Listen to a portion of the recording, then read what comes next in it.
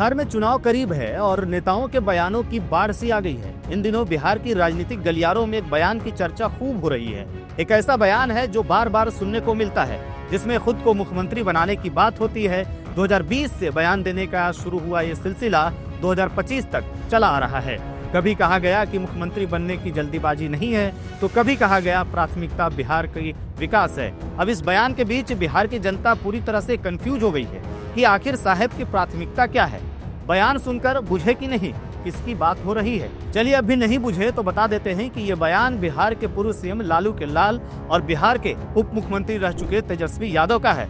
अब बिहार में विधानसभा चुनाव में काफी कम समय रह गया है। ऐसे में एक बार फिर तेजस्वी के बयान ने सियासी गलियारों में हलचल पैदा कर दी है।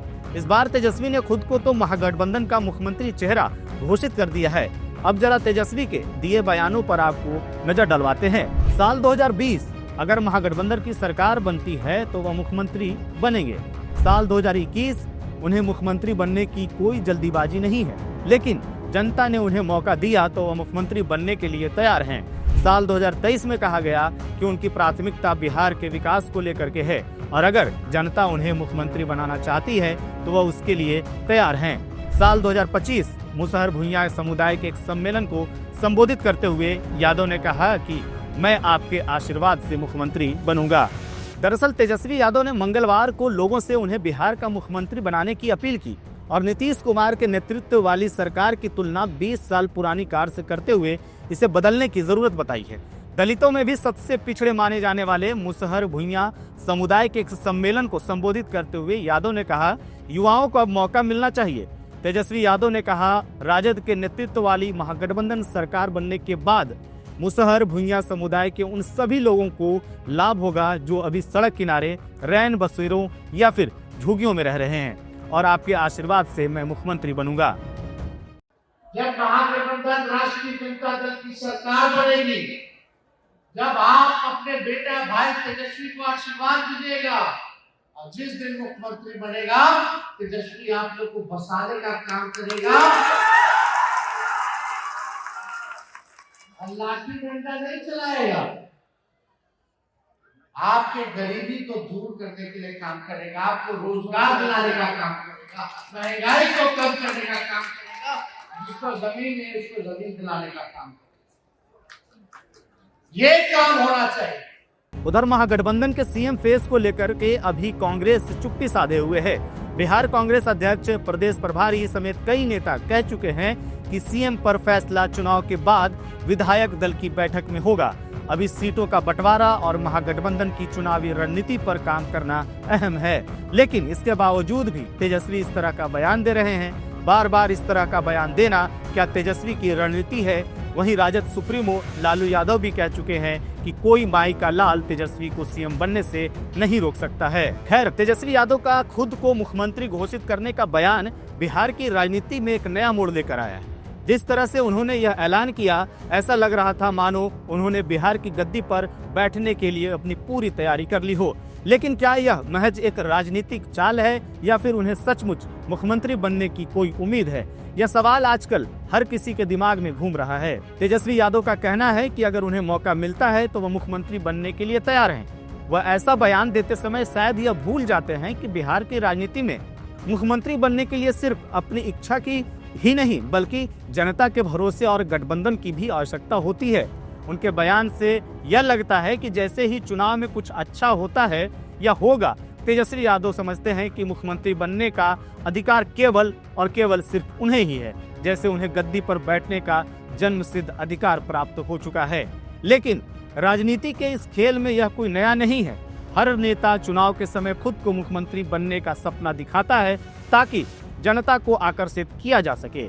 तेजस्वी यादव का बयान भी इसी रणनीति का हिस्सा हो सकता है, लेकिन असल सवाल यह है कि क्या वे सिर्फ बयानबाजी कर रहे हैं या फिर जनता की विश्वास और समर्थन के साथ मुख्यमंत्री बनने का सचमुच प्रयास भी करेंगे।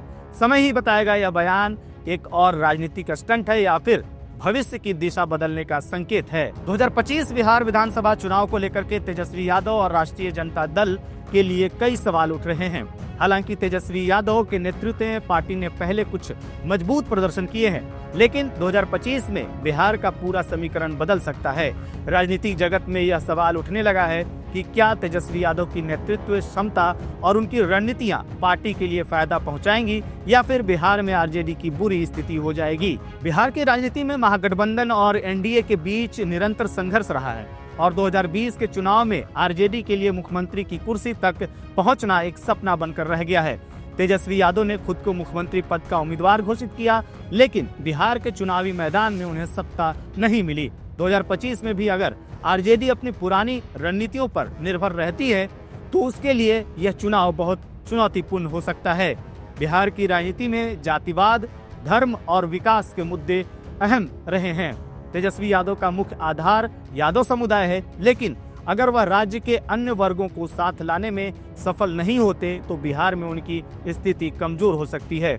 इसके अलावा बिहार में नए राजनीतिक चेहरे भी सामने आ रहे हैं, जैसे जेडीयू और भाजपा के खिलाफ विपक्षी दलों का गठबंधन और नरेंद्र मोदी की लोकप्रियता, जो आरजेडी के लिए एक बड़ा खतरा हो सकता है। हालांकि यह कहना जल्दीबाजी होगा कि तेजस्वी यादव बिहार चुनाव में पूरी तरह से आरजेडी को बर्बाद कर देंगे या फिर नुकसान पहुंचाएंगे, क्योंकि चुनाव के परिणाम कई कारकों पर निर्भर करते हैं। उनके पास युवा समर्थक है और अगर वह समय रहते अपनी रणनीतियों में बदलाव लाते हैं तो पार्टी के लिए कुछ सुधार की उम्मीद भी हो सकती है।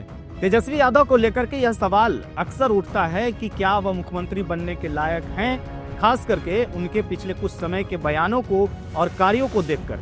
तेजस्वी यादव की राजनीति और नेतृत्व की शैली को लेकर के कई मत हैं। पिछले कुछ वर्षों में तेजस्वी ने बिहार की राजनीति में अपनी अलग पहचान बनाई है। उनका ताजगी से भरा युवा नेतृत्व और भ्रष्टाचार के खिलाफ उनका रुख उनके कुछ हद तक बिहार के युवा वर्ग में लोकप्रिय बनाता है, लेकिन साथ ही उनके कुछ बयानों और कार्यों ने विवाद भी उत्पन्न किए हैं। उदाहरण के तौर पर तेजस्वी यादव ने हमेशा नीतीश कुमार के खिलाफ हमले किए हैं, लेकिन उन्होंने कभी स्पष्ट रूप से यह नहीं बताया कि उनकी सरकार आने पर बिहार को वह क्या विशेष देंगे। इसके अलावा कई बार उनके बयानों में अस्थिरता और विरोधाभास भी देखने को मिले हैं। जैसे कभी उन्होंने मुख्यमंत्री पद की इच्छा जताई, कभी उनका बयान आया कि वह महज मुख्यमंत्री बनने के लिए राजनीति नहीं कर रहे हैं। इस तरह के बयान उनकी राजनीतिक स्थिरता पर सवाल उठाते हैं। तेजस्वी की सबसे बड़ी कमजोरी यह भी मानी जाती है कि वह अपनी पार्टी को पूरे राज्य में प्रभावी तरीके से नहीं चला पाए हैं, चाहे वो संगठन की बात हो या फिर रणनीतिक निर्णयों की। आरजेडी के भीतर भी कई बार आंतरिक मतभेद सामने आए हैं।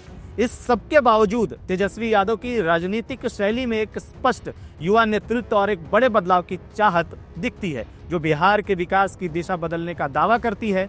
लेकिन यह भी सच है कि बिहार की जटिल राजनीति में मुख्यमंत्री बनने के लिए केवल युवा जोश और बयानबाजी से ज्यादा जरूरी होता है एक ठोस कार्य योजना, क्षेत्रीय संतुलन और विश्वास निर्माण। तो क्या तेजस्वी यादव मुख्यमंत्री बनने के लायक हैं या नहीं हैं, इस सवाल पर अगर नजर डाला जाए या देखा जाए तो समय के साथ और उनकी राजनीतिक रणनीतियों पर निर्भर करेगा।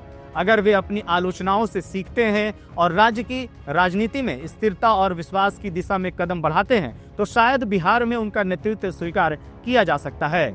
लालू परिवार से एक सवाल ये भी उठता है कि आखिर बिहार के मुख्यमंत्री के रूप में तेजस्वी यादव ही क्यों, मीसा भारती क्यों नहीं, वे भी तो काबिल हैं। यह सवाल समाज और राजनीतिक दोनों ही दृष्टिकोण से अहम है।